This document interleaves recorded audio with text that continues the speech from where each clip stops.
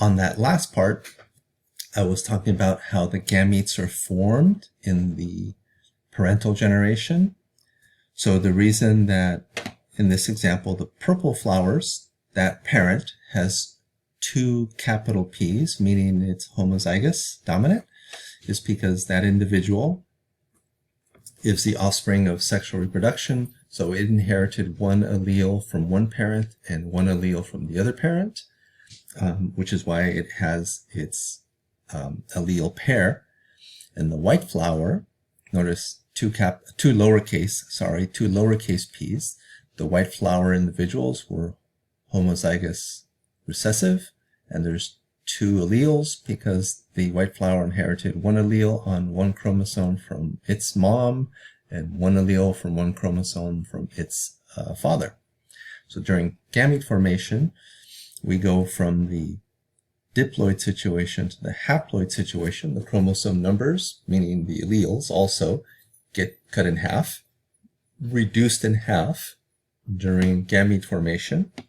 We go from diploid to haploid, and since the homozygous dominant individual only has dominant alleles, it can only contribute a dominant allele to its gamete. In the same situation with the homozygous recessive individual, since it only has the recessive allele, it can only contribute the recessive allele into its gamete.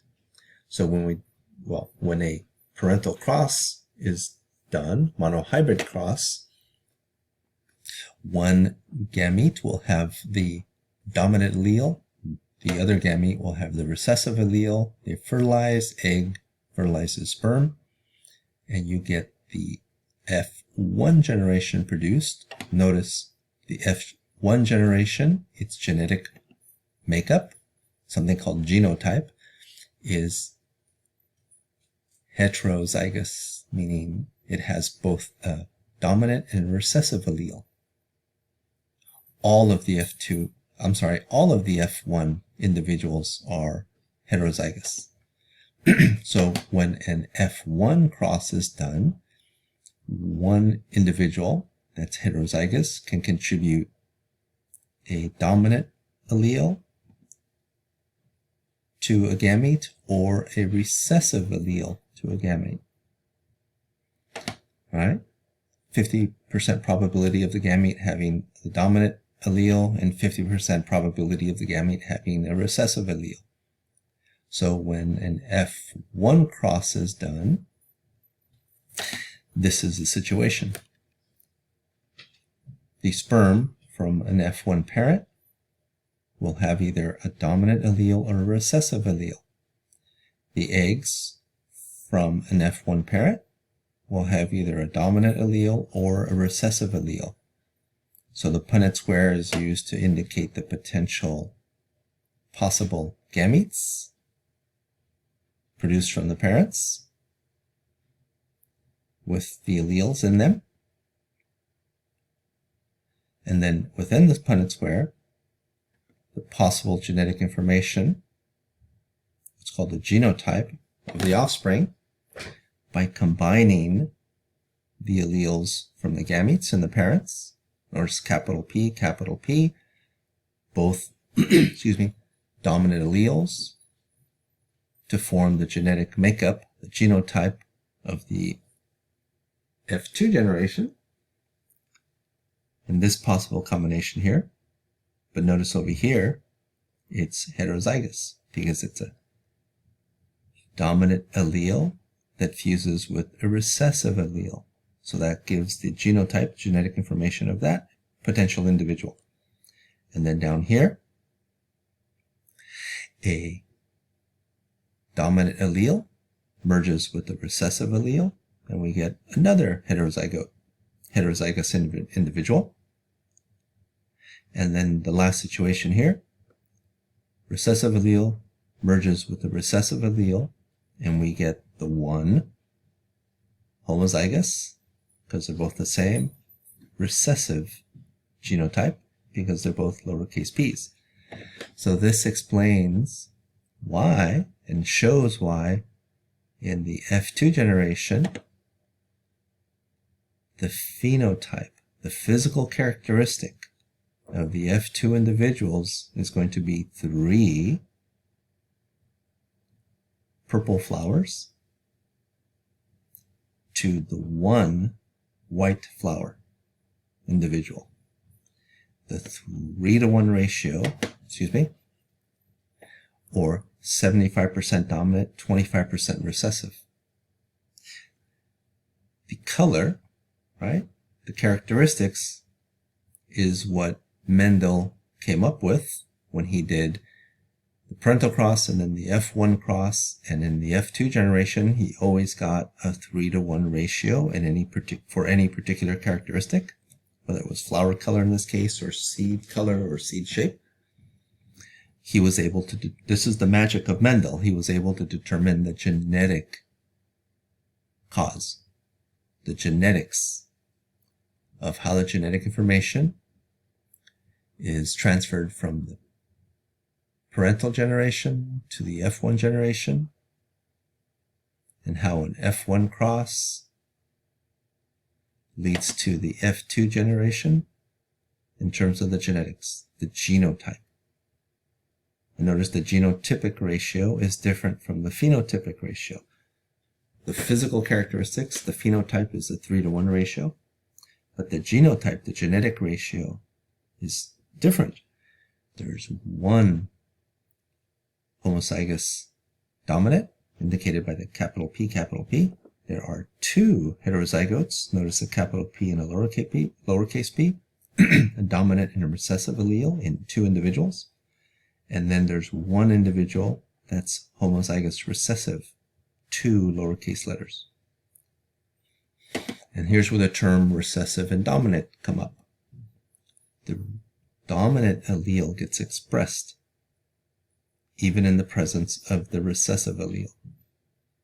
However, the recessive allele gets expressed in the absence of the dominant allele. So, 2 dominant alleles, capital P, well, the only thing that can be expressed is the dominant characteristic, purple. But when an individual is heterozygous, capital allele and lowercase allele, right, dominant allele and recessive allele, then the dominant characteristic trait is expressed and the recessive trait is masked or hidden. But the genetic allele is still there in the individual. And then in the last situation here, with the absence of the dominant gene indicated by the dominant allele, only the recessive allele can get expressed, and only the recessive characteristic or trait is seen in the homozygous recessive. So Mendel was able to determine the genetics, the allele combinations that resulted in the physical characteristics of the individual flowering plants in the F1 and in the F2 generation. So homologous chromosomes, carry alleles of the same genes. Notice in the example here, capital P, right? Dominant allele. The genotype, genetic characteristics, is homozygous dominant. In the example here, lowercase letter. So this individual for this particular gene, or gene variation for this particular allele, is homozygous recessive. And then in this example, capital letter, lowercase letter, they're different. The alleles are different, a dominant allele and a recessive allele. So we say that for this particular allele, the situation is heterozygous with 1 dominant and 1 recessive allele. Okay? So alleles of a gene reside on the same location, meaning locus, loci is plural, on homologous chromosomes. And homologous chromosomes are chromosomes that are inherited from the parents. Here they're color-coded. So a dihybrid cross is the mating of parental varieties different in two characteristics. Notice it gets a bit more complicated, but the rules of inheritance that Mendel established are the same.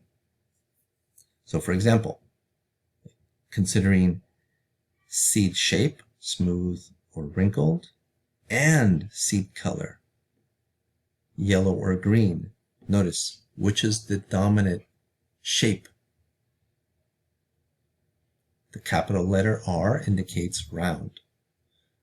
The lowercase r indicates the recessive characteristics, which means wrinkled. They use the same letter for the same genetic allele. It's just the capital is used to indicate the dominant condition, in this case round, and the lowercase, the recessive condition, in this case wrinkled. Now look at color. Yellow or green, which is the dominant characteristic or trait for color. Capital Y indicating yellow, the lowercase y indicating the recessive color, in this case green. They use the same letter, but they indicate the dominant and the recessive condition with the capital and lowercase letters. How are the gametes formed in this dihybrid cross? Well, this individual, the excuse me, the allele combination of capital R can only form a capital R during allele gamete formation, and then capital Y when they segregate during meiosis can only contribute a capital Y to any particular gamete from this individual, because this individual is both homozygous dominant for each allele. In this individual, it happens to be homozygous recessive for each allele, so during gamete formation, only a lowercase r, the recessive allele, can be contributed to the gametes, and the same thing with the recessive allele for color, lowercase y. When these two breed and have offspring, notice the combination. The